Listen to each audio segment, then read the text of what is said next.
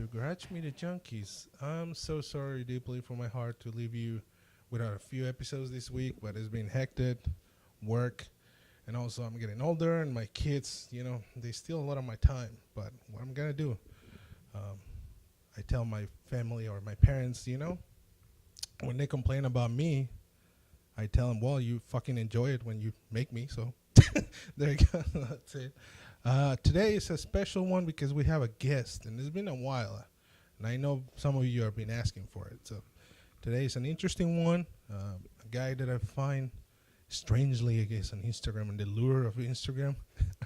But he has a cool company, he's a photographer, and many other stuff, actual designer too. So he's definitely talented. This is Mike Padua. Hello, everybody. Thanks for having me on. Thanks, man. Really appreciate your time. I know it's a packed weekend. I guess you want to know more context of that. It's like a film gathering, I guess. Yeah, it's called the Film Padua. Yeah. And the Dark Room in San Clemente is putting it on. It's kind of the brainchild of Phil Stabley. Yeah, and it's pretty cool. I think I speak with a few of the photographers who we discussed that online there's always a sense of community, because immediate, it's everybody's there. But having this contact like face to face is so different, and I'm glad that they did it. There's if you're interested in analog photography or film photography, well, you may know that there's not a lot of these kind of events, around. Hopefully these start something. But that's not the reason we're here. We're going to talk about Mike Padua and some of his work, his relationship with media, which seems like he has a more direct contact with it. So I'm going to start with that question, man.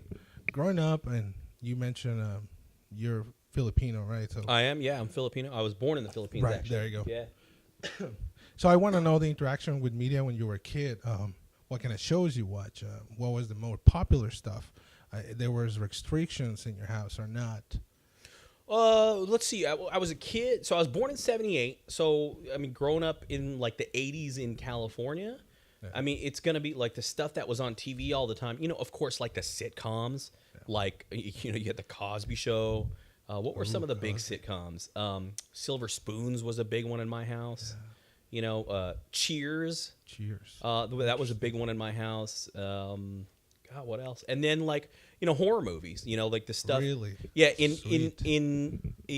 I live in like the San Francisco Bay Area. So the channel that was always playing like movies, like and old reruns and stuff was KBHK Channel 12. It was like TV 44, but it was on Channel 12 or whatever. But they would play like horror movies from the 70s, like sci-fi movies from the 70s, like Laser Blast. I don't know if you've ever seen Laser Blast, Logan's Run, stuff like that. I don't think so, but I'm aware of that. Now it's almost like a cult following people that watch these movies. Basically, they were B-series movies for the most part. Pretty much. Yeah. Logan's Run. I think Logan's Run was like, in the 70s, it was. Yeah, I believe it was a hit. Michael York was on it, but like it was always. The old movies, and then shows like Battlestar Galactica, stuff like that. All the nerdy stuff. Yeah. And then movies like Indiana Jones, like Raiders of the Lost Ark was like the one. We had like 6 VHS tapes at one point. You know what I mean? And like Raiders of the Lost Ark was one of them. So that was like I'd watch it every single day. Yeah, I remember one of my uncles have the whole collection of Star Wars, and that thing wore off. The tape broke because it was used so much. Yeah. The kids don't know about that anymore. Yeah. But I guess it's a cool thing to have, digital now in a way. Yeah. You don't get run into those problems. What about family boundaries? Because from all the people they invited in this podcast, probably just one. It's kind of like being with me at that level of whatever. My dad will like boobs and naked bodies but sci-fi was kind of like that. Well, yeah, I'm the youngest of 5 kids, and I have 2 brothers, 2 sisters, and they're all like my nearest sister is 6 years older than me, so they were like a lot older than me. So my parents kind of entrusted them to watch what I was watching, but I was still subjected to a lot of stuff that is not exactly appropriate. You know what I mean? It's like, but like nothing. nothing crazy, you know. Yeah. Like it's just you know, it's just kind of the stuff like, you know, my brother would go rent an R-rated movie, you know, Like, and I'd watch it, and you know, I'd see some stuff, and yeah. You know, Well, I say that because I'm married to a. Well, you would say this is like your typical white person where they have different concerns and the way they grow up is way different. Like let's say for me, so the reason I always ask that is depending of the people and especially people that come from out of the U.S. country. You know, the view of these things are way different than what normally like here they get all scared, and to a certain extent now my father kind of get it, but you know, you need to be like a balance between obviously I'm not going to show nude people to my kid. Sure. It's like 3 right now, right? But I feel like, you know, some leverage there, like or Sure. something. Yeah. But yeah, that's the reason I asked. You know, for everybody experience is so different. Mm-hmm. Yeah. I mean, I would honestly, I would call my upbringing in that area average. You know, not crazy strict, because my parents were, you know, they were busy, they were working. Yeah. You know, they were out earning money. Exactly. You know, like to put a roof over our heads, and sure. You know, not that they were absentee or anything. You know, they were around, but they had to work a bunch. You know. Yeah. So, but it wasn't a strict upbringing by any means. But it wasn't like, it was not a it was not a free for all. You know, like I still had a bad time. You know, I still was not allowed to watch The Exorcist when I was 5. You know what I mean? Like there was lines. You know, and generally I respected those lines. I wasn't I wasn't always trying to cross those lines to see stuff I wasn't supposed to see. You know, especially The Exorcist, man. I don't know if it happened to you, and this is our topic, which guys happen a lot on this podcast. Sorry, but when I was younger, The Exorcist, I thought it was like the funniest thing I ever seen. Mm-hmm. But now as I'm an adult, like I don't want to see that shit. Yeah. I didn't think it was funny at all, dude. Because I saw it when I was like 12. I was more aware when I saw it, you know. Yeah. And even my brother, who showed it to me, he framed it to me like, this is the scariest movie I have ever seen. And then he pressed play, you know. And then that's usually, yeah. So like that, it was presented to me as the scariest movie. So it just, you were like, yeah. I think today is still the scariest. I don't know what you think, but I think it's still. I'd agree. Shit. Yeah. I think The Exorcist is still, you know, like it's right there. Yeah, demonic possession in general scares me. For example, I watch. I don't know if you're aware of this movie, The Nun, or something. Which is I know what you're talking about. Conjuring and all that. Yeah, it's a spin-off from The Conjuring. Yeah. I watch it and it's like, what the fuck is this? Not even scary. It wasn't scary. It's so lame. Yeah. And then you notice the CGI really bad. So I mean, it probably is their fault that they don't thought out better the whole thing, but they hype it so much and whatever. And I tell younger people, just go and watch it. Not super young, but you know, like just if you want to have a real scare, go and watch that shit. It's like Nah, I can't do that. But anyways, so anything really important that you remember? Let's go travel a couple of years, you know, forward toward your teenage age, because I think that's kind of like that time where a lot of things sticks for the rest of your life, even if we don't notice it or we don't agree. Then no, I changed too much, but certain parts of that specific time just stick to you for probably the rest of your life. But any important movie or like a big deal thing in media that there was at that time important that people make a big buzz, and like, you know, like The Exorcist is an example of a period of time. It was like at that time it was so big deal that marked. But like for you when you were like, I don't know, 60s, 70s. I'd say Terminator 2 was up there as like a big event movie. Is that the kind of thing that you're talking about? Yeah. I mean, in general, in like the community or the people that were around you, but also for you specifically, like more important for you. Well, yeah, I mean, T2 was up there. Yeah, you know, for on both sides, it was a big event movie. You know, those Guns N' Roses videos were on MTV every 5 minutes. You know what I mean? And I was totally there for that. You know, so you were at that time of Guns N' Roses. Yeah, because that was what, 92, 91, 92? Yeah. So like Guns N' Roses were huge. You know, like T2 was coming out, and all those action movies. You know, like Commando and Yeah, Or- Commando. Well, Commando was was a a little bit little overall. before my time because that was like '87, Yeah, yeah. right? But like stuff like Wesley Snipes, right? Like Passenger right. 57. Yes. Like Wesley Snipes in his pre-Blade action Yeah. movie heyday, right? Like it was like Demolition Man. Man, You know, that's like those a- action movies. I would say that was it. Kung fu movies, and then like stuff. You know, me and my buddy. You know, I'd spend the night at his house, or he'd spend Yeah. the night at mine, and like we'd go. Yeah, yeah. You know, we'd go rent movie. It was like kung fu movies. You know, Yeah. kung fu movies, action movies, all like of that stuff. you And know, which is normal of the age, I think. yeah, Like, you know, the testosterone just kickings. yeah. Just guns and karate and Which stuff I don't blowing think up. those movies, I mean, they're trying to be made. They're just, I feel now they evolve and they refine, I guess. Mm-hmm. Like, I feel like John Wick, even though you can see them like they're so different, but still Yeah. they have that like core thing of like the badass guy that kills everybody and like, Right, it's yeah. unstoppable. Just like now, I guess they're trying to make it more refined. I appreciate. I saw the first John Wick. I did not see 2. Yeah, yeah. I saw the trailer for 3, and if you had told me that was that John Wick 3 was John Wick 2, I wouldn't have been able to tell the difference. You know, Well, yeah, like for sure. and you know, if I were to sit down and watch it, I'm sure I'd appreciate it. Yeah, yeah. But it's just like that super refined, super stylized. No, I You totally know, get it. it's yeah. it's like a little over stylized, and it's cool, but it's Right, just right. you know, like it's not really not really what I'm into. Right. Also, speaking of stylized Yeah, stuff, yeah. like the Hong Kong action, like Yeah, yeah. Hard Boiled, Yeah, yeah. you know, that was a big deal for me. The Killer, Yeah, that like that John Woo, that early '90s, late '80s, early '90s John Woo stuff, that was a big deal for me.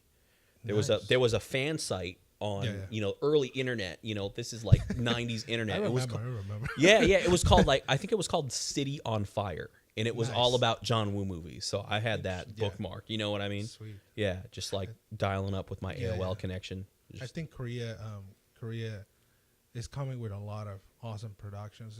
and Indonesia, Yeah, all right? the region. Yeah.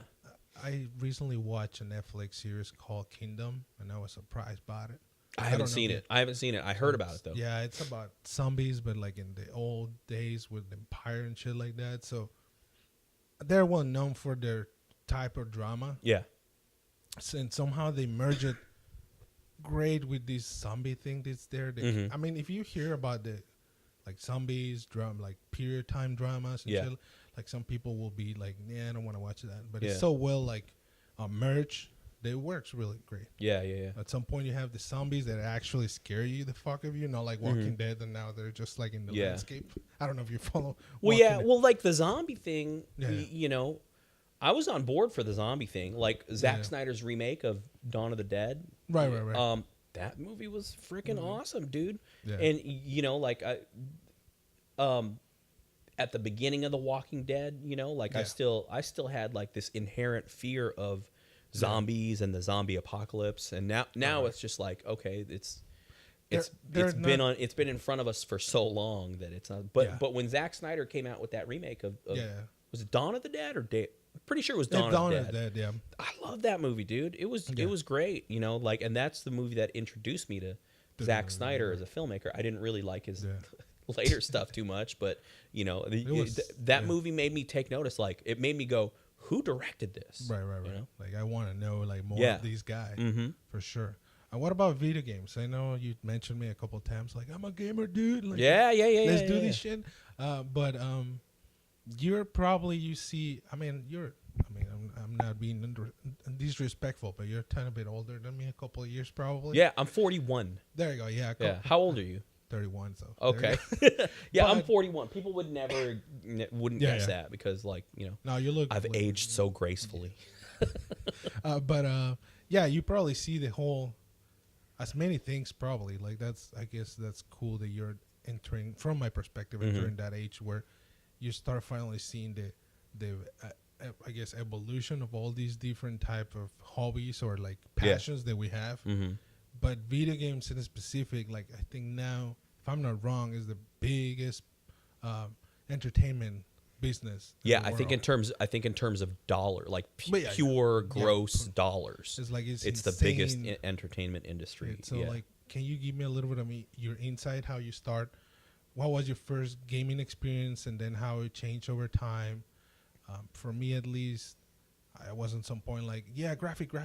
And now I kind of going back to the retro part. Yeah. So for you, has been that journey? Well, I started my video game journey started with when my brother got an Atari 2600. Yeah. So I go way back, Yeah. And I was really little, so I wasn't allowed to play that like a ton. Yeah. But then I got, when I got older, the Nintendo Entertainment, the NES came out. Yeah. That came out, so I got that, So I was just all in. I was about like 4th grade, 5th grade. So I was all in on the Nintendo Entertainment System, and then I saved up my own money to get the Super Nintendo. Sweet. Right, and then after that generation, I fell off because that was after that was like the Saturn, the first PlayStation. I fell off because that was around the time when I started playing guitar. Oh, okay. So and I started, comics and guitar. Right. So like those pulled me away completely from video games, and then so I didn't touch that generation, and then I kind of came back to it like to the PlayStation 2. Right. That generation, I was all in again. I got a PlayStation. I got that. What were all the ones of that generation? I got a GameCube. Yeah, I got a GameCube, which I think was my favorite console from that generation. Yeah. And then also right around that time, I started building PCs too. Oh, sweet. So I like PC. I do some PC gaming, but I fell off of that. PC Master Ray.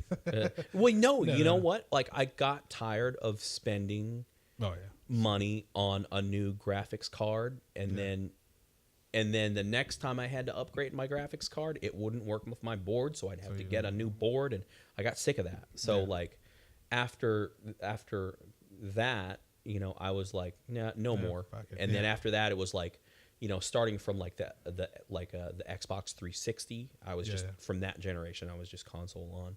Sweet. But I don't know if that answers your question. I kind of went off on a tangent there. Of the journey of but now that you're 41, what's the system that you tend to go more towards? I have a PS4 at home. Okay. So I just got Red Dead Redemption 2, but I haven't had a chance to start it yet. So nice. Are you playing it? I already finished it. Oh, you did? Okay. I'm still in that snowstorm thing in the beginning. You know? Oh man. I mean, even that beginning is amazing. You're gonna have a blast. Going through the whole thing. But I have a PS4 at home. I'm big into the games that I have spent the most time with in the last 10 years have been like the Elder Scrolls, like Oblivion, Elder Scrolls 4, Oblivion. I played a little bit of Morrowind, but not much. But Oblivion was the one that just hooked me, Sweet. Right? And then Skyrim, and then your Fallout 3. Those were the ones. Those were in like the last 10 years. Those types of games have been the games that I spent the most time with. Yeah, you need to invest a lot of time. And then most recently, I got Fallout 4 on release, then I dropped it after like maybe 20 hours, and then I picked it up again just last year, and spent a ton of time with that. And then also Breath of the Wild. Wow. I've been playing. I have a daughter who's 7, and we've been playing that together. Actually, nice. Yeah. So like she'd watch me, and then I'd let her play, and you know, like so we've been playing that a ton. Right. And you ever been like one of those persons that like, PlayStation, you tattoo it on your heart and like that? You don't play anything because there's a lot of people. Yeah, and I'm cool with that. Like I love my PlayStation. Right. Like a PlayStation is I would say necessary in my household, but I wouldn't get a tattoo of it. You will try it. Yeah. No, but I mean like you will try to like let's see what Nintendo's doing. Or I mean I have a Switch obviously. Oh, there you go. Like if I think this generation, my humble opinion, I think Xbox fell off. Like I don't see that they have any exclusives. They're transitioning to they're thinking ahead in the future. They know there's nothing left right now, I think. Yeah. From my perspective at least. Yeah. And they're focusing on which it's like one of those unknown territories right now. Yeah. Cuz they're trying to try this new business thing. They're pushing it. They're not trying. They're actually going aggressive towards like let's Game Pass, $10 a month. I think. Yeah. Have 100 games.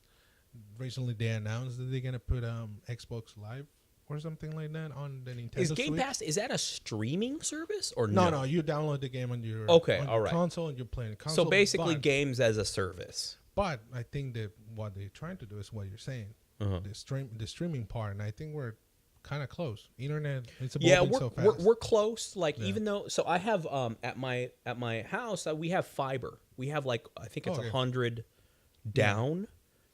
That's fast. Still, I mean, it's still a little too erratic for streaming. I did the trial of PlayStation Now. Okay. And it was choppy. Yeah. It was like I played it for like maybe 20 minutes, and it's like this is just not there yet. Even with 100 megabits down fiber, it's just like it's not there yet. And maybe it was slow at that time. You know, maybe it was my internet provider at that time. I think the main problem is PlayStation doesn't have that infrastructure built yet. Whereas Xbox, which is Microsoft, is being developing this thing, and they have it more down. And the one so you're saying they're going harder at it. Oh yeah. I mean, they're going aggressive. They put their Xbox on like loan, like at your phone. They go and pay $30 a month. We give you the console, the Game Pass, and the Xbox Live, and those little things are slowly adding to that. Also, the rumors where they're going to do a specific streaming box kind of thing. So they're quite there. But the one that surprised me a lot with the streaming, I signed up for a beta for Google Project game or something. Okay. And they allowed you to play Assassin's Creed Origin. What was Origin? No, the latest one. I forget the name. Anyways, Odyssey? Odyssey, yeah. Yeah. And it was like, damn, this is good. Yeah. Like, good enough. Still here and there are some hiccups, but it was like, yeah, I can dig this. Yeah. Like, for sure. Like, I can see that. Yeah. So I think it's going there, and it's crazy to see that part. Especially, you start with Atari, and you've seen unfold the whole scenario in front of your eyes. Yeah. That's sweet, man. Yeah. See, the thing is, I think that living here in California, I like everybody's got fast internet here that we know, right? But I think there's a lot of people that don't have blazing fast internet. I just go to Mexico, which is Tijuana. Right. Yeah. And the other day I tried to download some shit with my brother. We were trying to play something, and like, oh, you need a new update. Like, damn it, I want to play right now. Right. Yeah. And we didn't play because it was taking like forever. Yeah. Just even like a patch. It wasn't even a full game or something like that. Yeah, we take the blazing fast internet for granted. Yeah. I think we really do. Like, I mean, I live in Northern California, but if you drive an hour and a half east to where it's a little bit more rural, they don't have crazy. Yeah. They have fast enough. They can they can stream some YouTube, no problem. Sure. But when you're when you're trying to stream the like Red Dead Redemption 2 or whatever, there's something demanding. Like, and the thing is too, all you need is for your internet to go down for 30 seconds. Yeah. And there's a hiccup with your gameplay experience. Yes. You know what I mean? So especially for like FPS games and stuff. Yeah, like especially where that stuff is critical. Like what was I playing? I was playing when I tested that PlayStation Now. Yeah. I can't remember what I was playing, but it was it was an action game. It might have been like one of the older Metal Gears or whatever. Yeah, and it just kept hiccuping. Yeah. And I was like, what, forget this. And that's supposed to be tactical, not super fast. Right. Yeah. But it's still, when you're hiding from some commando who's trying to find you, like a 2-second hiccup is just crazy. Not going to work, Sweet. So let's jump to what, talk a little bit of in the world what I met you basically, we met through social media, which is cool and everything. And, you do photography, or you did photography for a while as a, I guess, professional level, getting paid for it. So how was that first contact with the film? I'm pretty sure again, the age part, at least for me too, I still probably was the last generation where we grew up with our parents shooting film. Yeah. And, actually seeing it. So how was for you the start of your career? Like, what was that point where you decide, like, I want to do this shit for real? Like, grabbing a camera, put the film, and growing, that journey. Well, when I as for the start of my career with photography, it was not with film. Oh, it was digital. I was like, Gotcha. I went, I got a digital point and shoot. Yeah. And then that grew to a point and shoot with some manual controls, and then that grew to an SLR. Yeah. And it was when I got that digital SLR that I was like, I think I want to do this for a living. Right. And that's when I started like trying to book jobs and learning everything I could. But it wasn't, but it wasn't until I had started working in that field that like I came back to film. Like my sister gave me her old SLR that she used in high school in the 80s, and it was like it was like a cool new tool, and it was different than what I was shooting because I was shooting all digital, right. And but I knew what all the dials meant, like I knew what shutter speed meant, and I knew what aperture meant. They were just different dials on the camera, and it felt different. Yes. Right. So I came back to film. Like there was a point when I was 100% all in on digital, and then I came back to film later. Why do you think is that though? I have a theory. Let me just tell you real fast. Maybe you agree or not, but we can discuss that. But my little theory or hypothesis, whatever, somebody sometime tell me, you can't say theory, it's hypothesis, whatever.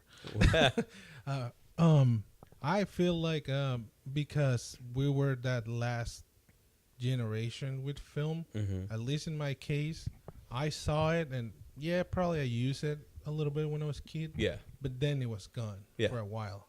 And then is that curiosity that we, at least again, in my personal case, we did never fully enjoy the film part. And now we want to rediscover that part again. I think you're right. Like when digital first started coming out, it was a time when I was a kid. And I didn't know anything about image quality or lens quality or sensor quality. I didn't know any of that stuff. All I knew was that this little digital camera gave me a good enough picture of me hanging out with my friends. Right? So and then when you come back to film and you see that difference, and I say difference, I don't say better. Because digital has come a long way. Right? We're not in a fight here, guys. So. You're right. Yeah. Exactly. We're not in a fight. It's different. It's not better. Digital's come a long way, but when you come back to film and the different qualities of film and the different workflow of film, because that's a lot of what's important to film for me is not just the finished product. A lot of people will say, what matters is the finished product. Well, okay, that's fine, but what you're discounting half of the process. What matters is how I feel when I create that finished product. And shooting film is after being you've had digital shoved down your mouth for the past 20 years now. Basically, you've had it shoved down your mouth. Right, especially with Instagram. Yeah, with Instagram, like with your phone, and the thing is, I love those tools. Those tools are badass, dude. My iPhone, I will never go back. Yeah, I will never go back to a non-smartphone. There's gonna be a point where they're gonna be like the fucking camera or something. Yeah, that's the future. Yeah. But in going back to film, it's a different process, and that process is important to me. And there's other reasons too, is because like the archival quality of a negative. Like one of the things in my mind is that you might lose your negatives in a fire, or if a comet strikes the earth, you might lose your negatives, but your hard drive will die. Oh yeah. Your hard drive will die. So that's to me, that's important. That's a big deal to me, Yeah, for sure. Yeah.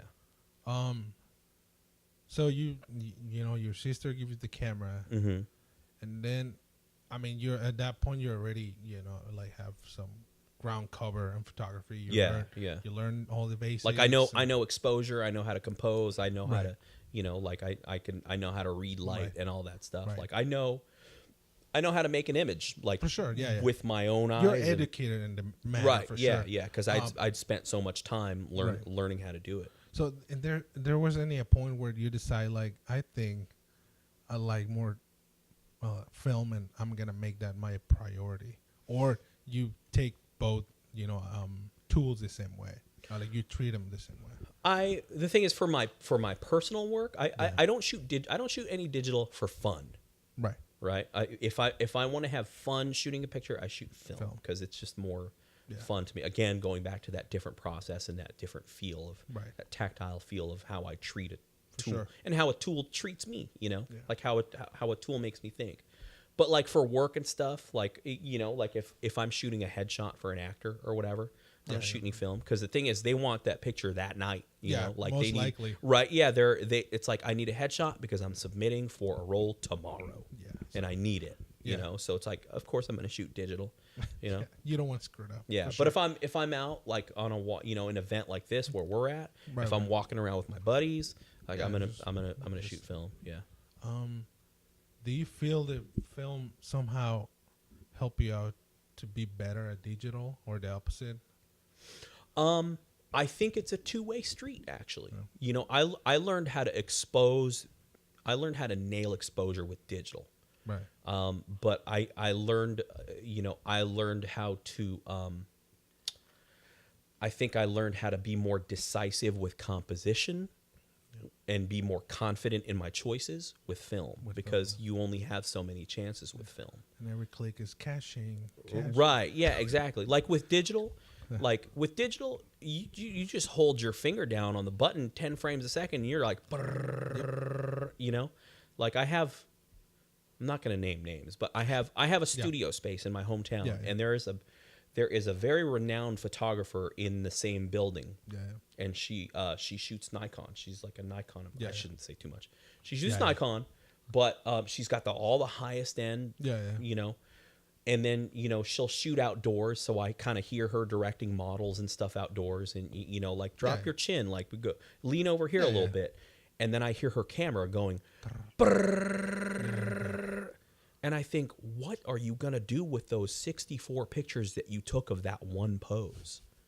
You know what I mean?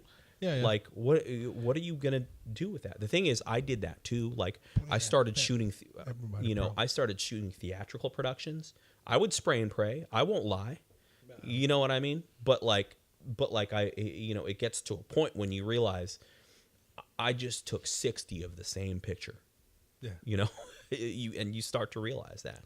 And with film, film imposes that limitation. Right. It's just like, okay, I'm going to take one, maybe two, maximum three. Yeah. And I'm going to vary my composition a little bit, and it's just be decisive with your choice. Yes. And be confident with your choice.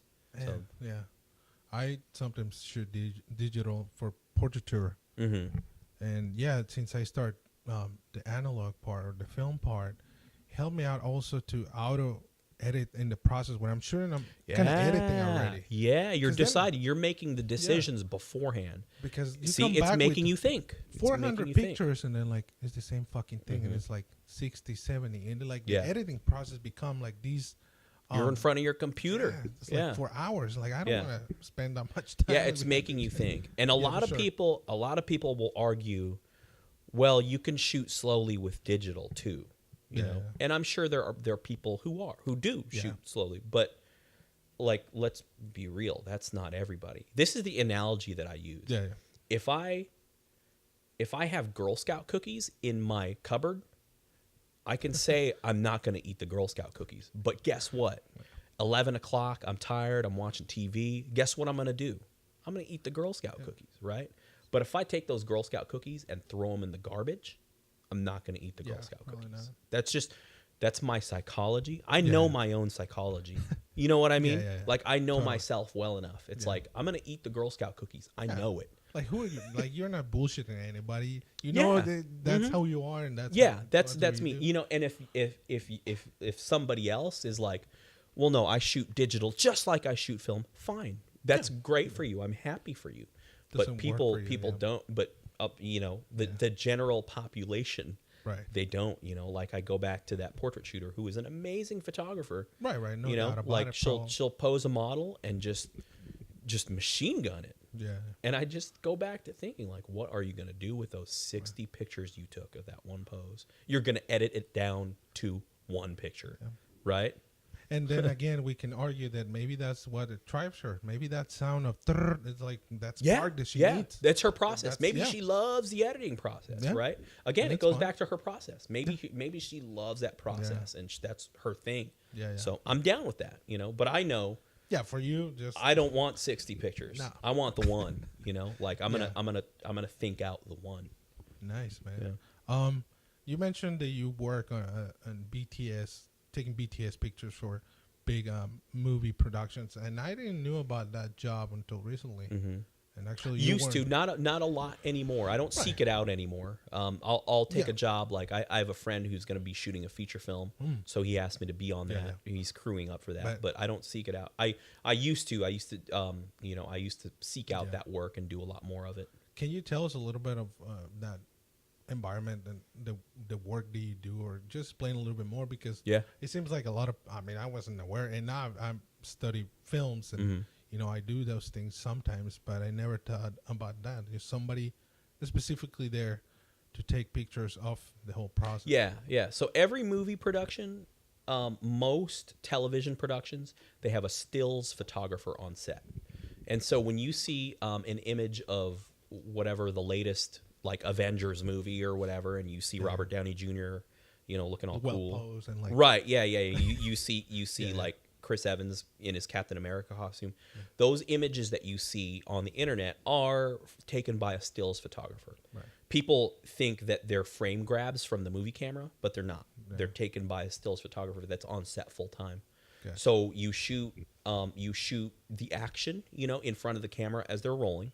Yeah. And then between takes, you're shooting pictures of the director and the DP and the stuff. Yeah. You're basically documenting the set. process, right. So you're there for two purposes, basically, for marketing purposes, Right. and also just kind of the documentation and behind the scenes of the set. That's it. Yeah. Any difference on your approach for those productions? Like, portraiture has a mindset, and it's all these genres, but that specific job, do you have to be in a specific mindset, or there was a process that you used to get the job done? Well, you have to be a ninja, and you have to be a politician. You don't want to be that guy that's and what I mean by politician is you have to understand the landscape of the set. A tough pill to swallow when I started was you are literally the lowest person on the totem pole. You're the first person to get kicked off the set if something goes wrong. If someone doesn't like your face, or if you cross somebody's eye line wrong and they're in a bad mood, it's like you're out of here. You made this guy mad, So knowing that, you just gotta read people's moods. You gotta stay out of their way. You have to be aware of everything going on around you, and you have to be courteous, on top of that, like, hello, pardon me, excuse me, and sometimes you can't even say excuse me. You just got to get out of the way, so you got to be a ninja, and then you got to be able to, that politician that reads people and kind of reads the room, and Sweet. See, people, like, some jobs seem so simple, but it involves so much that you don't even know. Yeah. Do you ever have a big, you don't need to name the specifics, but do you ever have a situation where you get so pissed off, like this asshole just yell at me or something, or it was like a constant thing? Yeah. Actually, one of, So before the digital days, like when those photographers still shot film, they would bring contact sheets to set for the actors to make what are called kills. And what that means is the actors would go through the contact sheets and they would scratch off anything, any picture that they didn't want to get out there. They want to make kills. And I had a situation with one guy who it was like a micro budget production, but there was, he had some weight behind him, and he had some experience, and everybody knew who he was. He was kind of like the big person on set. And he wanted me to print contact sheets to make kills, and that was the first time that I was aware of that process, but that was the first time anybody had asked for it from me in years, So I just kind of got a sense that he was trying to Hollywood me, Yeah, yeah. You know what I mean? He was I'm just gonna trying school to. these guys. He was Yeah. just trying to Hollywood me. He just saw me taking pictures, and he's like, "You, Yeah, yeah. like, where are the contact sheets? Like, I want to make kills." So I wanted to help him out, so I made some contact Sure, sheets. sure. You know, and he's like, "Where's the loop?" So it's like I didn't bring a loop on set. You know, like if you know what a loop is, that little yeah, yeah. magnifying thing. Yeah. Yeah. Yeah, it's a little magnifying thing you look Yeah, at. yeah. You use to look at for our listeners here. I think it was there was a logo on some Apple product that was their logo. like Yeah, loop. yeah, a little So, loop. yeah. So yeah, I mean, you know, just situations where people are trying to Hollywood you. You know, Yeah, they're trying to throw their weight around, and Right. you know, you got to go with it. You know what I mean? Like Yeah, it's part of the job. I it guess. really is. It really is. But you know what? If you're doing well for the most part, you stay Yeah. out of people's way. You know, like you're just a part of the crew. You know, like the crew will see you working hard, and Right, they'll right. they'll They respect respect it, that. yeah. Yeah. Yeah, because also like I mean, again, it's a production, but also like these people. Some people stay for months together and it becomes this sense of family. So Yeah, yeah. it's kind of like that. You know, you don't go to a one family and start like Mm-hmm. acting crazy or something like that, or Yeah. you can't get that confident. Like, hey, motherfucker, what's up? And, like, you can do that. But man, that's really interesting. So, what do you think is the future for that photography position? Because now actors has phones and all these stuff, and it's so easy. Maybe a DP has camera, and like I can absorb that job or something. Do you think still there's a space for this position on the film? I think. Yeah, the thing is, there's less space in that only there's less budget.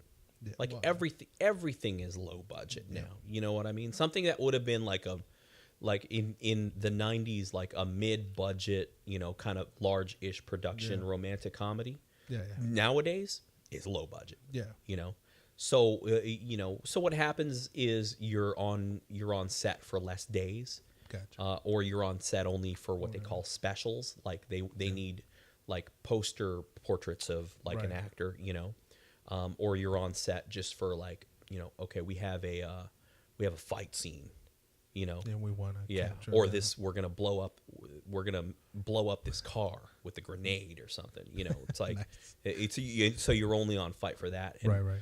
You know, usually what happens is you're working with a unit publicist who makes a decision of like, okay, I need these are the images I need. So he'll work with the line producer. He or she will work with the line producer to say, okay, we need a stills photographer on this day, but not this day, and Right. this day, but not this day. So it's You already know, so pre-planned. and yeah, everything laid out. it shrinks, but only because budgets everywhere shrink. Yeah, I mean that's we all crave about technology and how accessible it is, but at the same time that also like okay, you don't need this amount of budget anymore because I know you can do it, but for this because this camera or this equipment allowed it to be that the small budget. Right. I guess in a way, it's compensate to maybe there's less time that you go on a call, but there's more productions around. Yeah. So you kind of Yeah, that's true. That's true. You know, and as for everybody having a camera, I mean, not all, but most film sets are still very professional work spaces where, like, put away your phones. Yeah. You can't have your phones out. Yeah. And most people will respect that. It's like we can't be sharing this stuff. We're making a movie right now, and we have a marketing plan for this movie. So, just not every PA with an iPhone can be just snapping and sharing everything to Instagram. So it's like, let me do a story right now in the middle. Right. So in those spaces, in those professional spaces, there's still like some decorum. You know what I mean? Like there's a code to follow. Yeah. There is a code to follow, and that falls apart sometimes for sure. Yeah. Because talking about falling apart, do you ever know about Christian Bale? Like Rant. Oh yeah. Where the they was on YouTube. He was yelling at Shane Hurlbut. Yeah, the DP Shane Hurlbut. Yeah. That was funny to see. In a way, I mean, some people in Hollywood make a big deal about it shouldn't be sharing whatever, but I thought it was kind of raw. I mean, it just sure, like maybe it was and I don't asshole, know. but I think the story was it was leaked by someone who worked at the insurance company that was with which like some kind of claim was filed. Yeah. You know what I mean? So some ancillary person Saw an opportunity or saw an something. opportunity and it got out. I think Right. I believe that was the story. That was the story. Yeah, I think they were afraid he was going to walk, so they were like, okay, we might have to make an insurance claim on this. So I believe that's what happened. I'm sure somebody will correct me if I'm wrong. I think Right. that's how I Well, how I recall it. Huh. Yeah, because at the time it came and you know, you always, well, I guess now there's less BTS stuff on Blu-ray. Talking about your speech that you have that you used to say that you watch the behind the scenes. Yeah. Of Blu-rays, which I The used special to do features. a lot of that. Yeah, special features. Yeah. But you know, this is like that was part of the job, you know, and it's so easy things to go out of context on the internet these days, like so easily. And like, well, sure, like it went out, but like that was like their intimate moment right there. It doesn't mean Christian Bale is an asshole. We don't know. Right. There's rumors, but that's it. I mean, they were doing the job, and it can happen in a movie set, but also it can happen in a day-to-day job. How many times you get like fights with your coworkers? Yeah, you get yelled at for something. Like, you know, some person come to work in a bad mood, and everybody has their bad days too. So it's just it's hilarious that. You know, I think there's two sides to that coin. I think one, like, that never should have gotten out. I think so because I believe people will say, well, the movie sucked anyway. Well, it's one way or the other, whatever. Yeah. But I think that hurt the movie. I think it, you know, it kind of cast Christian Bale in a bad light, and totally. it's a business, you know, like they're trying to produce something so they can sell it. You know what I mean? They get paid a lot to do the job, for sure. Yeah, especially at that level. And in you know, kind of in that makes me think of like a few years ago, these unflattering pictures of Beyonce dancing got out. Do you remember those? Yeah, they had like fake pads or something. What's that? I remember ones that they were showing like, oh, she has fake pads or something. Well, but like, you know, when it was just like these, she was dancing, right? She was dancing her ass off like Beyonce does, like because she's very talented and she works super hard. I will do but it. But they were these in between moments where her face was kind of weird and her body was in a weird position because it was like not.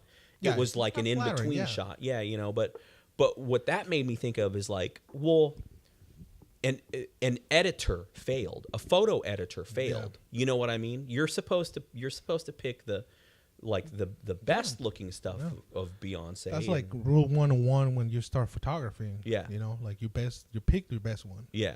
So it made me think, and you know, it was kind of eye-opening because, you know, like they were just these weird poses. But you can tell, well, she was just in the middle of a dance move. Yeah. You know, but it still caught fire on the internet, you know. And all I could think was a photo editor failed. Why did those even get out? Right. You know what I mean? Because all that stuff goes through a photographer and probably a photo editor. And, you know. The whole process to make that whole process. Public. So somebody failed in that editing process. So for people who's listening, an editor will be the person in charge, the ultimate person in charge, right?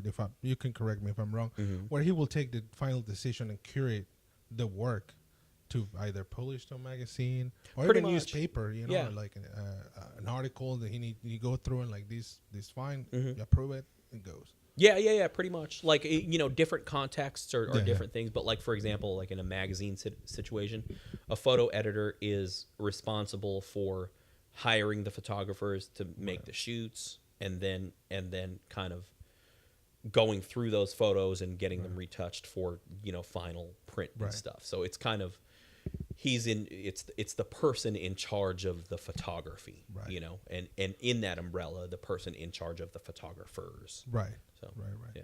So finally, I don't know if you think coming back a little bit about that editing thing, and I sometimes like the conspiracy theories. They're fun, but you know, not all of them are real. But how much you think maybe it was like a setup from Beyonce? Like, let's, you know, make some publicity out of this.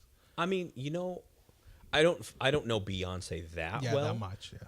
But I would imagine that her ego is the size of a bus. Yeah. Right. So I don't think someone like Beyonce, who seems, I get the impression that she demands excellence in everything.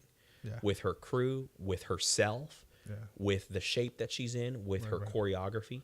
and her job in general, I think there's attached Yeah, that like yeah. old school to see Yeah. it, you know. So like, yeah, I think she's got the ego of a bus, Yeah, like to the not size do of a that. bus. So I don't think she would put that stuff out. You know what I mean? It's not that you don't think it's the type of person. No, not her. Yeah, I mean, I wouldn't put it past yeah. someone else. You know, like Especially dancing, which is one of the things she prides herself doing great. right? Yeah. I mean, Yeah, her you're right, yeah, choreography's her choreography is pretty yeah. crazy. Man, Yeah. I can't do half what she. Not even half, but Yeah. Anyways, Like I said, I'm not like I don't follow Beyonce. I don't know much about her, but from what I see, like she's a performer through and through. Yeah, you know what I mean? So I don't think she would be the one to let out some like a bad picture. Right. You know. Let's go back to topics. I don't want you to become one of those news. It's the Beyonce podcast, right? Is that what this is? It's no, but one of those shows about talking about fashion and shit like that. Yeah. That they make like rumors and shit. Yeah.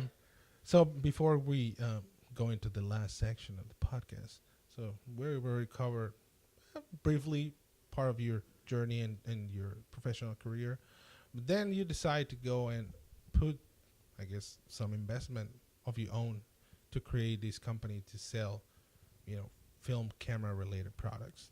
And by the way, people, they're freaking awesome. Even if you're not on shooting film, you should get some. Like all the designs are like awesome.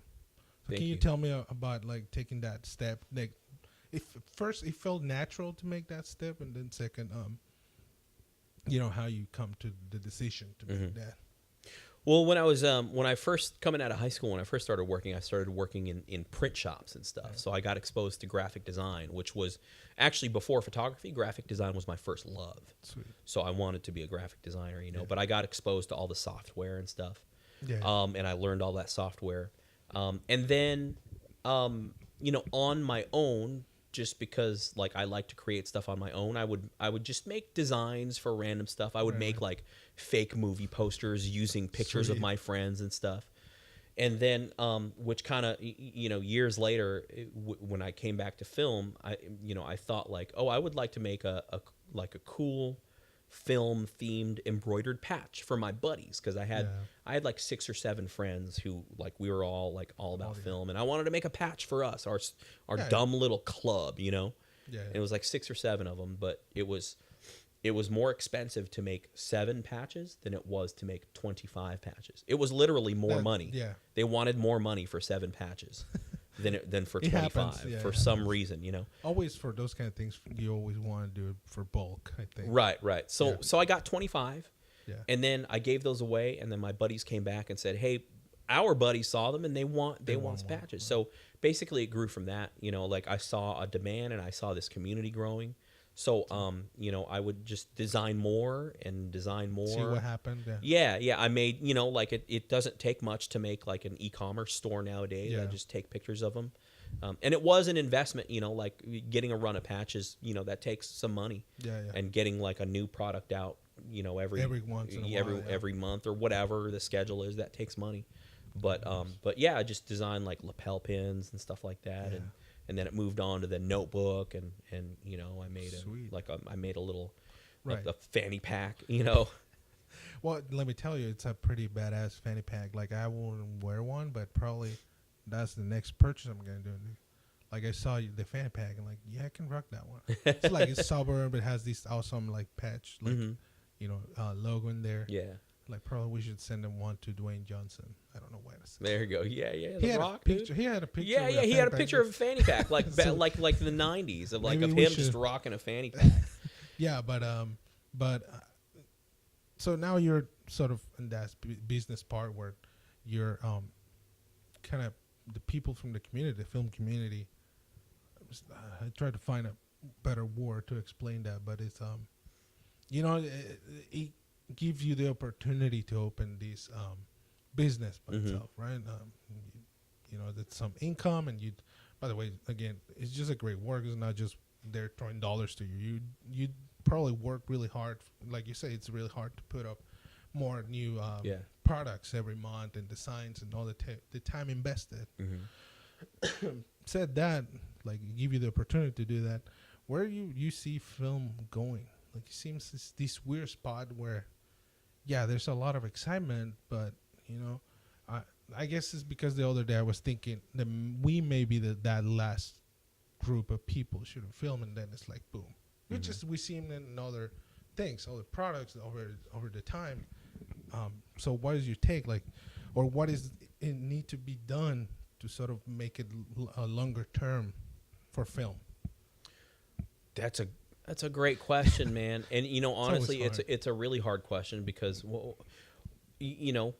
it's hard to know. This event that we're at, a guy from Ilford who is a film manufacturer, he just showed us the numbers of at one point it stopped declining and then it started growing. Yeah. And then he showed us that like a lot of that growth is due to young people that have never shot film. Yeah. And I think people are rediscovering analog things. Yeah. Like people are rediscovering analog things. Here's a weird comparison is that once upon a time blogs were the thing, right? You type on your computer and then somebody somewhere reads it. Yeah. But here we are talking to one another face to face, right? Even if this was by Skype, right.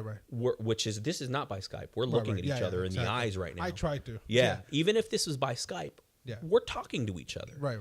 There is people are rediscovering connections. Yeah.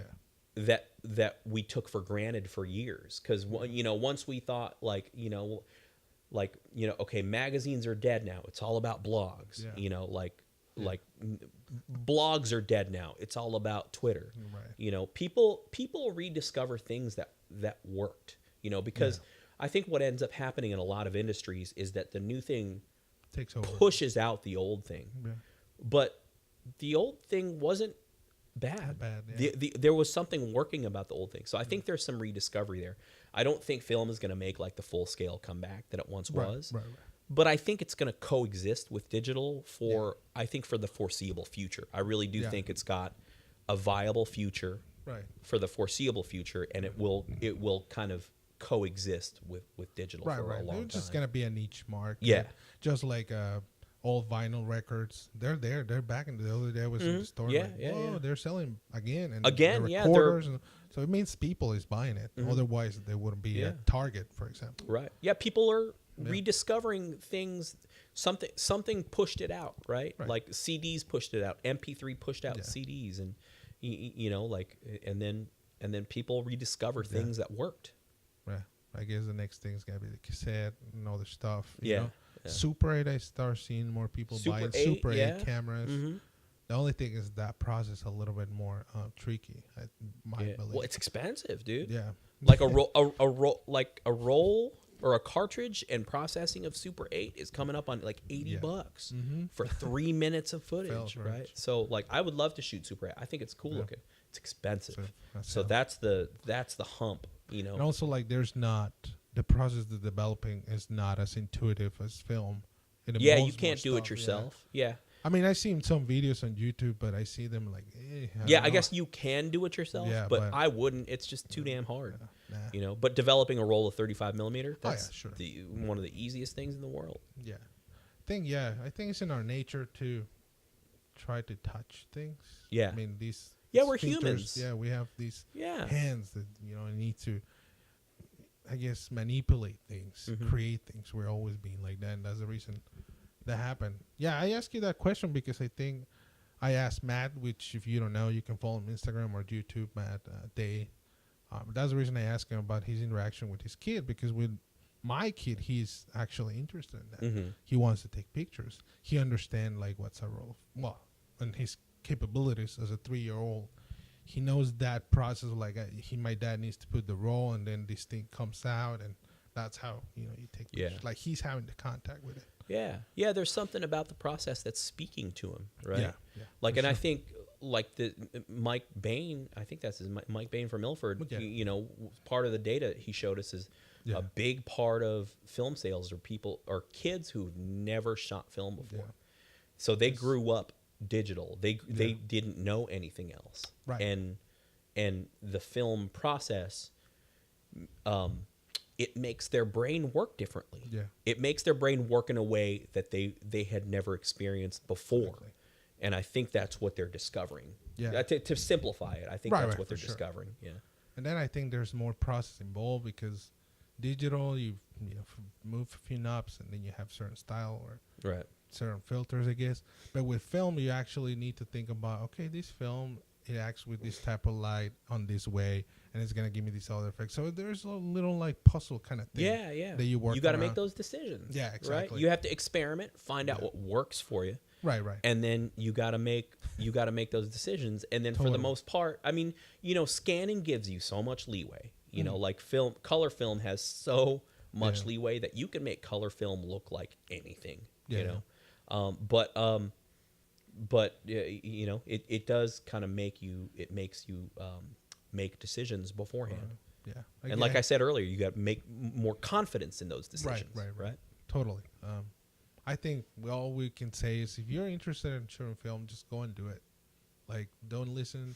It happened to me with my own family and people around me. Like, why the fuck you shoot film? It seems like an annoying process. Like, well, just fulfill me as a person. It's a passion thing. Yeah. So people shot film for literally like 100 years before digital came along. Yeah. You know what I mean? It's intimidating at first if you've never done it, but you just do it. Same with developing too. Like starting developing your own film it's scary. Yeah. But once you develop like 2 rolls of film, you're fine. You're good enough to teach somebody else. Oh yeah, it's that That's intuitive. how easy it is. Yeah. Yeah, it's that intuitive. Like you say, it worked for so many years. Yeah, it worked for literally like a century or whatever. Like 1883 is when I don't know, whatever. Sweet. Yeah. Well, man, before we wrap it up, it was first again, like, thank you so much again for your time. Especially again, you have other stuff going on around. For sure, appreciate that a lot. Before we finish the podcast, we always tell people recommend stuff to watch, see, listen. So I will, if you have, even can be music, art, or in general, stuff that you will recommend to people like go watch, because we have so much in our hands, and it seems cool. But I always tell them I rather some sort of not curiosity, but like I like to ask somebody, hey, dude, like, what you watch recently? Like, it's cool or not? Like that. So, oh man, that's movies, a great question. Movies, music. That's a great question. Let's see. What am I listening to music wise? I'm listening. Okay, music wise, I'm listening to this band called Boy Genius. Boy Genius. And it's 3 singer songwriters, female singer songwriters, Phoebe Bridgers, Lucy Dacus, and Julian Baker. And they just write really beautiful songs, Sweet. Just super beautiful songs. And each on their own, they're amazing singer-songwriters. But they kind of formed and made a little super group called Boy Genius. So that's what I've been listening to lately. Movie-wise, gosh, man, honestly, for a while, I like very few. I mean, it's a few years older at this point, but one of the best movies I've seen came out of New Zealand, What We Do in the Shadows. Oh, man. Yeah. Have you seen What We Do in the Shadows? Have you talked about that on this podcast before? A little bit here and there, but you can go in. That's one of my... geek out. I can watch that movie every single day, dude. Just that movie is hilarious. Brilliant. Yeah. So What We Do in the Shadows.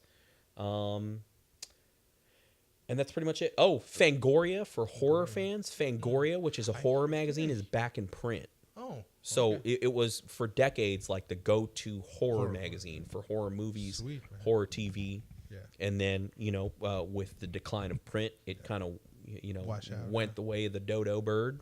But it's back in print as of this last October, 2018. Sweet. Yeah. It's back in print. That's cool. Issue 3 coming out in April is going to have an interview between Paul Thomas Anderson and Jordan Peele. Man. Yeah, so Paul Thomas Anderson he's going to be interviewing Jordan Peele. What do you think about Jordan Peele, man? I think he's brilliant, dude. Yeah. Like, I can't wait for that movie, Us. Yeah, I saw the trailer. Like, whoa, I'm stoked. That's like, I have the cringe for the first time in a long time. Yeah. And in that issue of Fangoria, which is issue number 3 of their new print run, Shoot Film Co. might have some products featured. Ooh, there you go. That's all I'm There gonna you go, say. people. But Exclusive. but yeah. But Yeah, I'm stoked, man. Like, Yeah. you know, because I grew up on Fangoria. You know, like reading magazines, like reading stuff in print Yeah. is a big deal to me. Like looking at pictures in print. Cannot read books on the iPad. I need to have the book in my hands. Yeah. I see the value of reading Yeah. on an iPad. It's cool to have it available, and those Kindles are Yeah. cool. I want a book in my hands. Yeah. I want ink on paper. Yeah, for sure. Something else that you want to recommend, or that's it? No, that's it, man. Sweet. My recommendation for this week, I recently went back and rewatched Suspiria by Dario Argento. Dario? Probably, yeah, it was really freaking interesting. I don't know if, just go and watch it. I was thinking like some of the pacing and some of the, you know, the way movies were made, I think doesn't connect as much with super young people because, you know, people now want it like everything. It was a different era. He's a but- different filmmaker from a different era. But I freaking love it. If you like neon colors, go ahead. Yeah. Indulge. Really nice horror. I mean, he was called some.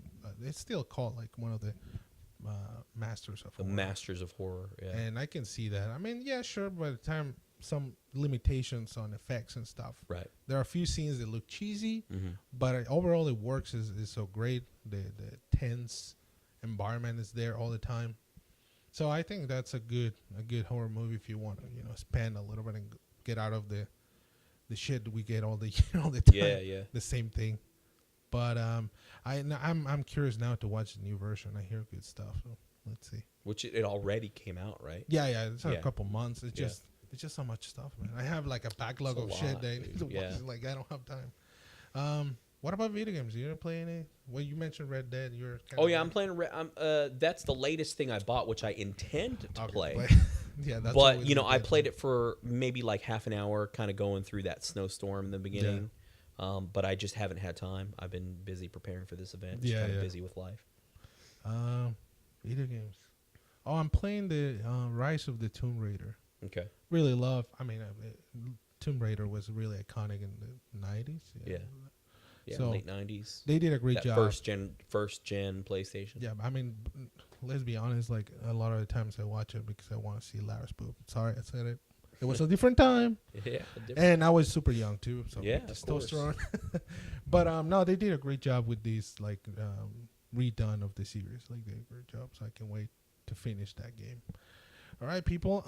Can you give your social media so they can find you if you want to be found? No, yeah, of course. I'm on Instagram predominantly. Yeah. It's the Mike Padua, and that's TheMikePadua.